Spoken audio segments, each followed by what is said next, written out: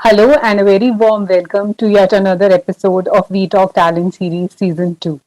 We Talk Talent Series is a special initiative by the Economic Times HR World where we interview a senior HR leader from the industries regarding the different aspects of human capital management taking place in the industry. And today I am very delighted to welcome Smriti Handa with us. Smriti is a Chief Human Resource Officer at BharatPe, one of the fastest growing fintech companies in India. In her current role, Smriti is responsible for strengthening the organizational structure and culture of the Mark startup in lines with the values and ethos of BharatPe 2.0. A flag bearer of promoting inclusion in the workplace, Smriti plays a vital role in reinforcing BharatPe's position as an equal opportunity employer. She is responsible for crafting strong talent acquisition strategy and overseeing career development, success planning, retention, and training of the employees at the startup.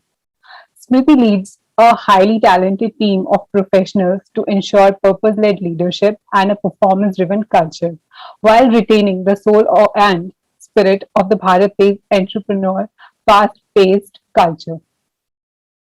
Other than overseeing all the critical HR elements of the startup, she strives to create a culture for the diverse talent to flourish and ensure to leverage the power of Bharat-based internal talent to further grow and attract new potentials. An alumnus of SRCC Delhi University and MDI Gurgaon, Smriti has vast experience across renowned Indian and global organizations like Reckitt, Philips, and Airtel, where she has led global as well as India specific portfolios. Prior to joining BharatPe, Smriti was HR head Reckitt Hygiene SOE and before taking over as Global Talent Acquisition Director. Over the years, Smriti has worked closely with the business and HR leaderships to create business impact deep rooted in people, performance, and purpose. She is known to deliver passionate meat on inclusion as well as digitally superior and ownership driven work environment in her earlier stint. She loves to travel and spend her leisure time binge watching OTT platform and loves to play tennis. Welcome, Shriti. Thank you. Glad to be here. Since fintech industry is a booming industry in India today, but there has been a lot of disruption owing to the pandemic in past few years. So, to begin with, I would like to ask you to give us a brief overview of the disruption and transformation that is taking place in your industry currently. Whoa. I would say it's not just the pandemic. It goes back about, say, 5 or 6 years when actually demonetization happened, right? That's, I think, November of 2016, which kind of created a push for people to get into the digital mode. And then you're right, of course, the pandemic happened in 2020, which kind of, I would say, was more acted as a catalyst, was more of a pull for us. What happened with it is digital payments became obvious, right? People started shifting to that mode. It led to a change in consumer behavior. And of course, you know that we are more trying to provide solution for our merchants. I think merchant lending became one of our key pillars of growth over this period. So a lot of our merchants who are unable to get solutions in a traditional context started looking up to us for providing them solutions to some of their problems that have existed for quite some period out there, right? So I think we also take pride in being the largest B2B fintech leader after the pandemic. So I think that entire disruption, like I said, is accountable to these two events and allowed us to look at the problem closely and then keep working towards solutions. So I think there are players in the market, right? We are not the only one, but I think we are very close to the merchant and therefore trying to, like I said, solutionize for them. So yeah, I think short to long term, short to medium term, I would say there is a lot of scope, there is a lot of opportunity, and we want to ensure that, like we say, we solve for Bharat as Bharat Pay. Yeah, rightly said that it has led to a different demands and supply for different areas. So, with the change in the working landscape and the hiring landscape amid to the pandemic, that there has been a lot of change in the strategies companies are following nowadays when it comes to hiring and selection and different processes. So, I would like to ask you, how have your hiring strategy has changed concerning to sourcing, selection, and pipeline management post pandemic? So if we look at the talent marketplace, not just for BharatPe, but all companies in the tech space, in the digital space, the demand for talent has been much higher than the supply of talent. Right now, given this disequilibrium, what one needs to do is redefine itself. So, as BharatPe, are we clear what is it that we want to offer? So, even if I go, even before I start talking about sourcing, screening, pipeline building, I have to be clear what is it that I'm ready to offer to my candidate, right? The candidate is a very educated person with ample number of choices at this point in time. It's not like yesteryears that one candidate spends 20 years of his or her life with the company, right? They have choices and they want to exercise those choices. So I have to be clear about my value prop. What is my value proposition to my candidate, right? Do I have, what do I offer to them? Do I offer them jobs that are very meaningful? Like I said, BharatPe, building for Bharat, right? Does that excite people that I'm going to change the landscape of my merchants? They work in an X fashion today, they get to work in a very different fashion from tomorrow. I take pride when I go to a merchant shop and he says, Madam BharatPe through pay kar do. Earlier he wanted cash, right? पहले वो हम 50 की change है क्या madam? Everything is changing, right? The simplest of the things I'm answering, right? Now for my merchant, earlier to think of a larger retail setup, he needed money, but he didn't know the source of it. Today, I can, as an employee of BharatPe, take pride that the small merchants become big. Big merchants become bigger because we are there to support them through this journey.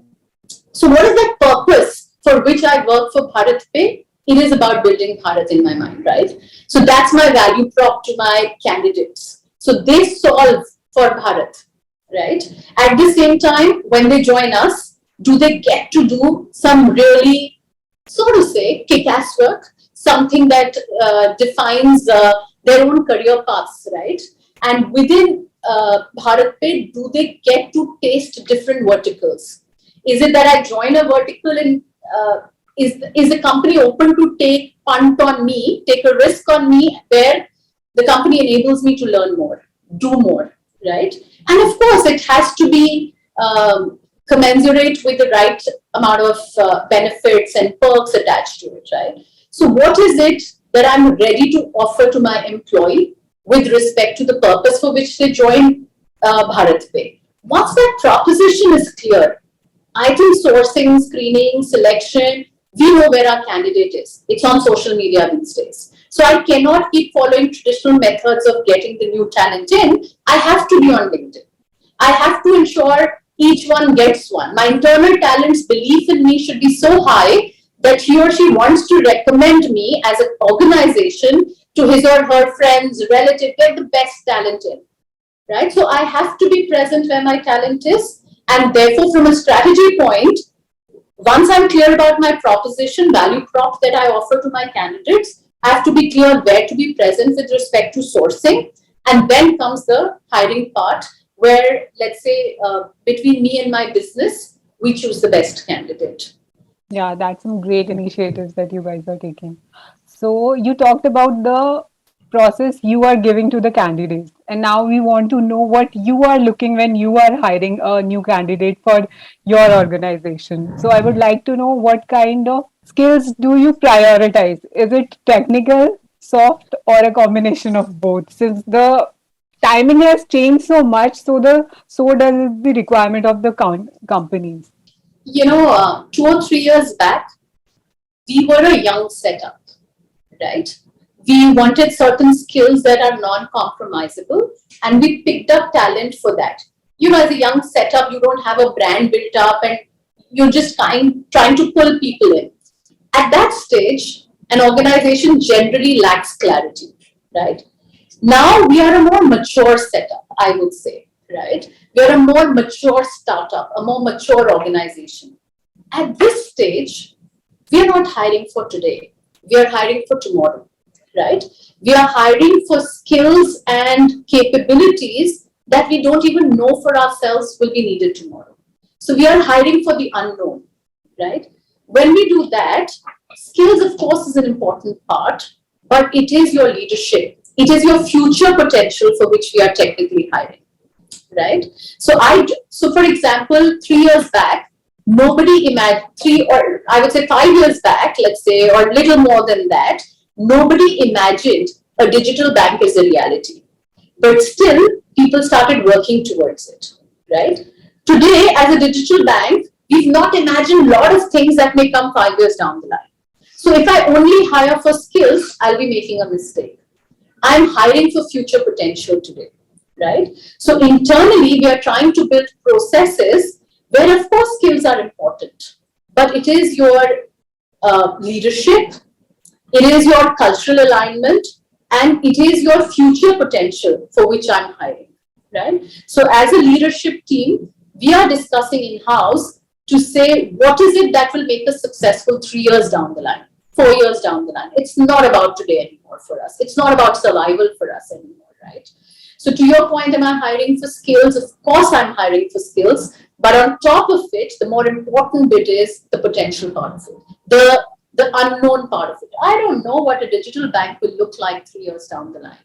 So I want certain caliber of people who can define it for me. So that's what I'm hiring for. Yeah, actually, the past conversation I've been having with the leaders, they have all seen this that suddenly the it has to be the combination of both, but the behavior skill has taken the front seat since the learnability factor has become the most critical part while hiring the new talent. Great. So, with that, I will ask my next question. How do you see jobs evolving in your sector? Like I said, it's all unknown, right?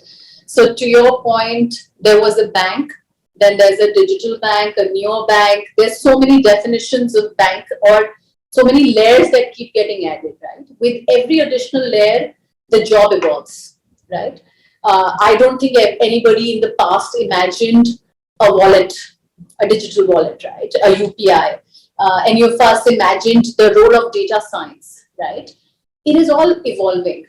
So to your point, all these jobs are evolving, and therefore the skills attached to these, we are all learning as we are going ahead. So that's why I said a value prop as BharatPe's that come, fail fast, learn fast, do something that creates the future, right? There are no right or wrong answers. We all learn together.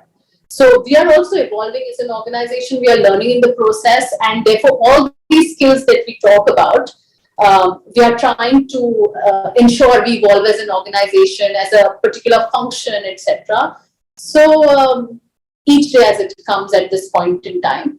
Yesterday only we had our internal manpower conversations where we were talking about roles that maybe we were just not talking on Friday. Monday we had our manpower meeting.